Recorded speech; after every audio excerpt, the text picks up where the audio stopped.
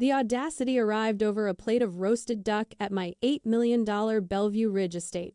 My 26-year-old sister, Sierra, wiped her mouth and announced that her boyfriend, Garrison, and his parents were moving in full-time. She smiled and stated that if I had a problem, I could move out. I did not argue. The next morning, 3 moving trucks arrived. Drop a comment and let me know where you're listening from and what time it is for you right now. I'd love to know who's part of our community today. I did not cry when I saw the air brakes of those 3 massive moving trucks hiss outside my window. I did not ask why my own flesh and blood felt entitled to the empire I had bled for. Anger was not loud this time. It was clinical. I simply retreated to my office, locked the heavy oak doors, opened my laptop at midnight, and started clicking. This was not a breakdown. It was a balance sheet. I was 38 years old, and I had spent a grueling 16-year grind building my architectural development firm from the ground up. I survived on 60-hour work weeks and cold coffee, pushing through the agonizing grief of losing both our parents to build this sanctuary brick by brick. Sierra, however, had been handed everything, shielded from the crushing weight of reality. I looked at the cursor blinking on my screen and analyzed the parasite's burden. Unearned privilege is a highly dangerous thing. It warps human behavior on a fundamental level. When someone is handed the keys to a kingdom they did not build, they do not feel gratitude. They feel absolute ownership. They convince themselves that the luxury surrounding them is a natural right, not the result of someone else's relentless sacrifice and sleepless nights. Sierra and Garrison did not see my $8 million home as a sanctuary. They saw it as an unmined resource ready to be tapped. I had been the silent investor in their version of family, funding a lifestyle that completely insulated them from any consequence. Now I realized my affection had been a subscription, and they were draining the account dry. I rubbed my eyes, trying to summon regret for what I was about to do, but there was only razor-sharp clarity. I began the tactical financial pivot, quietly transferring liquid assets and opening encrypted channels with my legal team. They wanted my house. I was going to give them a masterclass in corporate property law.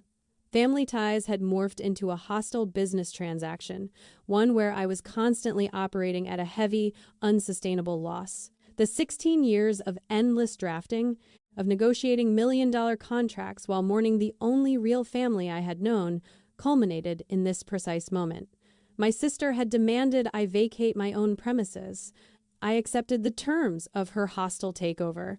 I just had not informed her of the hidden liquidation costs.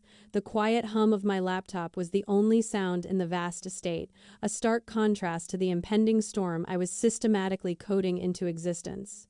Their toxic entitlement was a gaping vulnerability I would exploit with total, unyielding precision. Every click was an asset moved, every keystroke a legal barrier erected against their intrusion. By dawn, my portfolio was secured, and the groundwork for their financial ruin was laid out perfectly. I did not sleep. Rest was for people who had not just declared a corporate war. I watched the sun rise over the Bellevue Ridge estate, my mind as cold and calculating as the marble floors below. Within a week, Garrison and Sierra had fully moved in, completely rent-free. They treated the Bellevue Ridge estate like a luxury resort where the staff was invisible and the tab was always open. I kept my distance, observing them like a corporate auditor analyzing a failing branch. Tensions finally boiled over on a Thursday. I returned home exhausted from high-stakes commercial zoning negotiations, only to hear the brutal, rhythmic sound of sledgehammers echoing from the ground floor. I walked down the grand hallway, my heels clicking sharply against the hardwood, until I reached my private design studio. The space where I had drafted my first multi-million-dollar contracts was entirely unrecognizable. Garrison and 2 of his deadbeat podcast co-hosts were actively gutting the walls themselves, recklessly swinging sledgehammers through custom oak paneling and imported fixtures. Drywall dust choked the air, covering my drafting tables and bespoke cabinetry in a thick gray film. Standing in the center of the wreckage was Garrison, 31 years old and completely devoid of ambition, casually sipping my 30-year-old vintage whiskey from a crystal tumbler. He grinned at me, shouting over the deafening noise of the power tools that they were turning the space into a gaming and content lounge for his Crypto Grifter podcast. Sierra stood beside him, holding up a fabric swatch and ignoring me completely. I did not shout. I did not demand the crew stop. I simply stared at Garrison, memorizing the smug, entitled look on his face. They were not shocked by what they had done. They were shocked that I had stopped playing along. I turned around and walked away in absolute silence. Let them tear down the drywall, let them install their gaming chairs and podcast microphones. They had no idea they were actively remodeling a legal trap. Every swing of their sledgehammers was simply documenting their unauthorized destruction of corporate property. The whiskey Garrison was drinking retailed for more than his annual income, but I wrote it off as a final operational expense. I walked upstairs to my suite, brushing the drywall dust from my tailored jacket. My anger was entirely sterilized, converted into strategic momentum. They thought my silence was submission, a sign that they had broken my spirit and claimed their territory. In reality, it was the silence of a sniper calculating wind resistance. I pulled out my phone and messaged my lead attorney to accelerate the timeline. The estate was no longer my home. It was a battleground, and they had just fired the opening salvo by destroying the very room where my empire was born. The audacity to gut my sanctuary would cost them far more than the price of the renovations. It would cost them everything they thought they had secured. The dust settling on the ground floor was just a preview of the ashes their entire unearned lifestyle would soon become. I closed my bedroom door, the muffled sounds of destruction vibrating through the floorboards. I was an architect. I knew exactly how to construct a flawless foundation. And more importantly, I knew exactly how to execute a controlled, devastating demolition. They were about to learn that lesson firsthand. The cruelty escalated far faster than I anticipated, shifting rapidly from entitled property damage to calculated psychological warfare.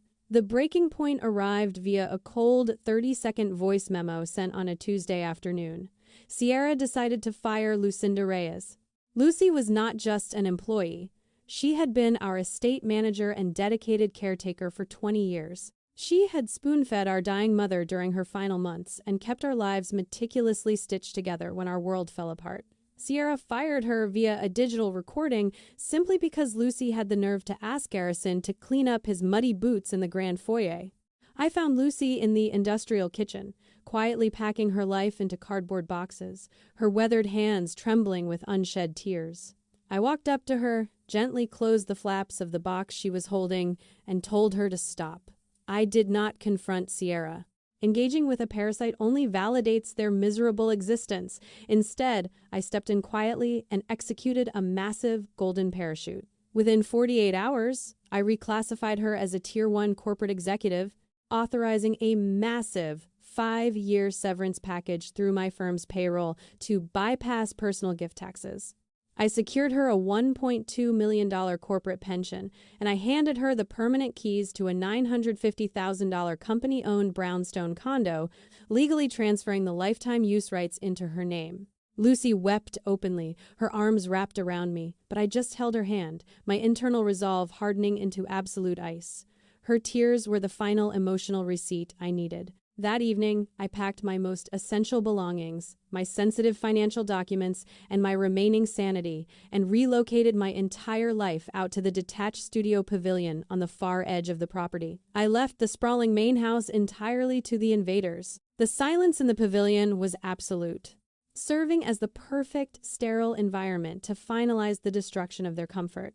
Moving out of the main house was not a retreat. It was a strategic evacuation before calling in an airstrike. Sierra and Garrison interpreted my relocation as a total surrender. They threw a raucous party that weekend to celebrate their uncontested victory, the bass from their music thumping through the manicured grounds. I sat in the pavilion, reviewing the finalized trust documents and severance agreements for my remaining loyal staff. I was systematically removing every valuable human asset from the blast radius. They wanted the mansion, but they were only inheriting a beautifully decorated tomb. I watched the lights blazing in the main house from my dark window, calculating the exact moment I would pull the plug on their stolen electricity. I had spent 2 decades watching Lucy care for this property with more love than my own sister ever possessed. Protecting her was not just an act of gratitude, it was an act of corporate asset protection. I safeguarded those who built my empire, and I liquidated those who sought to steal it. The pavilion was cold, but it matched the temperature of my blood. The board was set. The true lethal depth of their malice was revealed during a freezing November storm. I was forced to attend a tense family dinner in the main dining room, where Sierra triumphantly announced that Garrison's parents were officially taking over my primary master suite. I nodded politely, excusing myself early without a single word of protest. But later that night, while walking quietly past the library, I overheard a speakerphone conversation that froze the blood in my veins. Garrison and Sierra were talking to a shady legal consultant. They were not just taking up space. They were plotting to file false reports of mental instability against me. Their ultimate goal was to secure an emergency adult conservatorship, seize total legal control of my entire estate, and bypass standard civil courts entirely to manage my finances. The criminal twist hit me like a physical blow, but the shock lasted only a fraction of a second. It was immediately replaced by a cold, precise execution strategy. They wanted to steal my life. I was going to legally erase it. Years ago, when I structured my architectural firm, I had legally placed the Bellevue Ridge estate inside a revocable corporate asset protection trust with a pre-coded emergency liquidation clause. All I had to do at 8 in the morning was digitally sign the pre-drafted corporate asset recall, immediately shifting the title from a residential holding to a commercial corporate liability controlled offshore by my proxy holding company. Next, I implemented a ruthless, ironclad triple net master lease with a heavily armed private security firm, granting them immediate, unyielding legal possession of the grounds. A master lease trap functions perfectly because it overrides previous residential agreements by transferring the primary operational control to a corporate tenant. Garrison and Sierra thought they were outsmarting an emotional sister. They had no idea they were now actively trespassing against a multi-billion-dollar corporate syndicate. The trap was set, legally flawless and financially devastating. They were planning to steal an asset that technically no longer existed. I sat in my pavilion, watching the November snow pile up against the glass, and finalize the wire transfers. Every document was notarized, every proxy signature secured. I was no longer an older sister trying to defend her childhood home. I was a corporate entity executing a hostile liquidation of undesirable squatters. The conservatorship plot proved they were willing to strip away my basic human rights for a payout. I rubbed my eyes trying to summon regret, but there was only clarity. This wasn't revenge, it was accounting. I had liquidated their entire future with a few strokes of a pen. The paperwork was filed at exactly 8 in the morning. Their grand plan to institutionalize me was built on the assumption that I would react with manic panic or emotional instability. Instead, I reacted with the clinical precision of a Wall Street raider. They wanted to lock me in a cage, so I legally locked them in a corporate snare. The Bellevue Ridge estate was no longer a home. It was a heavily guarded commercial liability, and they were the uninvited trespassers. The climax arrived precisely on schedule on a snowy Tuesday morning. I stood by the pavilion window, sipping black coffee, as 3 massive moving trucks arrived from Provo, Utah. Harlan and Maeve Croft stepped out of a luxury SUV, wrapped in expensive winter coats, ready to claim their stolen luxury retirement. Garrison swaggered out the front door, rubbing his hands together in the freezing air, and ushered the movers toward the grand entrance. But as the heavy double doors swung open, the welcoming committee they expected was entirely absent. Instead, they were met by an imposing wall of tailored suits and tactical vests. Corporate asset managers, licensed locksmiths, uniformed police officers, and my lead attorney, Everett Cole, stood squarely in the grand foyer. The air was thick with impending ruin. Sierra rushed down the grand staircase, her expensive silk robe billowing behind her, screaming demands and asking who had let these people inside.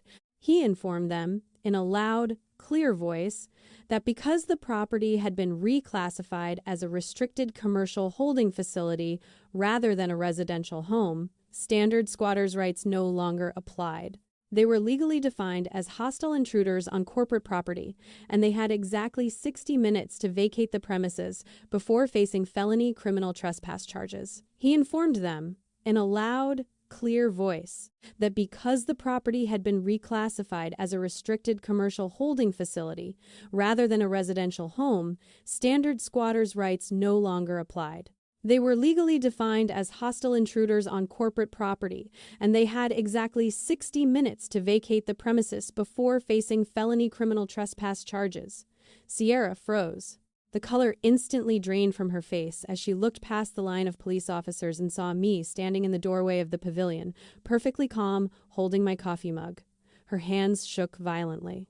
In the dead silence of the foyer, surrounded by the flashing red and blue lights of the police cruisers reflecting off the snow, she dropped her keys.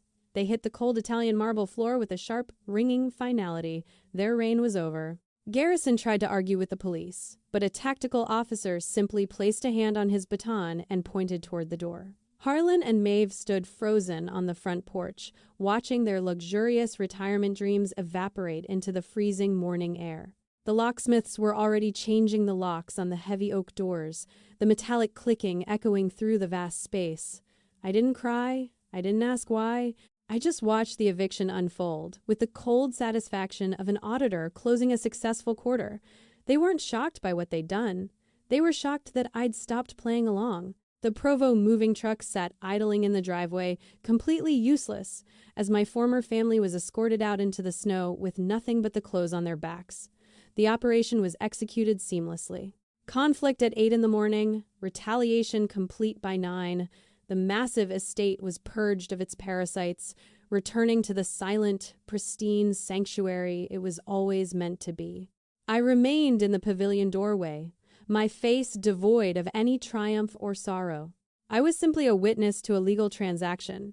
Sierra locked eyes with me one final time, searching for a trace of the sister she thought she could manipulate. She found nothing but an impenetrable corporate firewall. The keys remained on the marble floor, a glittering monument to their absolute and devastating failure. 18 months later, the dust had permanently settled, and the crushing reality of their actions had entirely destroyed them. The Vance and Croft families, completely fractured under the immense weight of mounting legal debt and failed schemes, found themselves trapped in an overpriced, cramped rental on the industrial edge of the city. Sierra's aspiring influencer dreams had evaporated into thin air, entirely replaced by the harsh, unforgiving fluorescent lights of low-wage retail. Her attempts to spin the eviction into a sympathetic social media narrative resulted in devastating lawsuits from my proxy corporation, silencing her permanently. Garrison, once content to drink my vintage whiskey while playing podcast host, now works night shifts at a fulfillment center, his crypto grifter ambitions shattered by the reality of having to pay his own bills. Harlan and Maeve, stripped of their stolen luxury retirement, are forced to face their own financial ruin without a safety net to exploit. As for me, I reigned over my expanding commercial portfolio from a pristine, glass-walled luxury penthouse downtown, entirely insulated from their misery. My architectural firm doubled its revenue within a year, free from the emotional and financial drain of parasitic relatives. Looking back from this quiet, elevated sanctuary, the silence of my new life is profoundly beautiful. I've come to realize that loyalty should never be a blank check handed out simply because of shared genetics. We are so often taught that family is an unbreakable bond, a sacred obligation that demands our endless sacrifice, no matter the cost to our own sanity or financial stability. It was a painful lesson, learning that the people who should protect you are sometimes the ones holding the knife. But true peace requires the immense courage to recognize when love has been weaponized into parasitism.